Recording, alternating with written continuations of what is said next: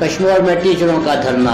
Biometric के खिलाफ PDF के टीचर को गैर हाजिर बताने पर टीचरों का धरना। कश्मीर प्रेस क्लब के आगे धरना। नसरुल्लाह मजारी, काजी मुख्तार कलोड़, अरसला खोसो की क़ियादत में धरना लगाया गया। कश्मीर के मुख्तलिफ गलियों से होते हुए नेशनल प्रेस क्लब तक काम हुआ। कश्मीर के पेटे अलिफ मरकजी डिप्टी जनरल सेक्रेटरी उस्ताद नसरुल्लाह मजारी ने मीडिया से बात करते हुए कहा कि जो बायोमेट्रिक गलत बता रही है इस वक्त आपके उस्ताद जो एब्सेंट रहे हैं उसके बारे में आप क्या कहेंगे?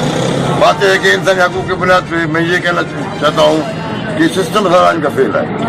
अगर बायोमेट्रिक की बात है तो पहले बात यह है कि इसको हेडक्वार्टर अपना डिस्ट्रिक्ट में बनाया जाए।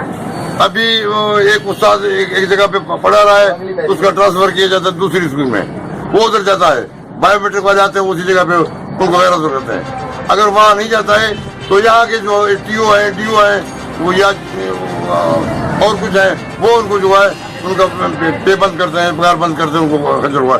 अभी उस कहा जाए तो बात यह है कि असल इसको ठीक किया जाए। बायोमेट्रिक के हिसाब से हम एतराज़ नहीं कहते हैं, ठीक है अच्छा काम है तालीमी निज़ाम के हिसाब से, पर इसको बेहतर बनाया जाए।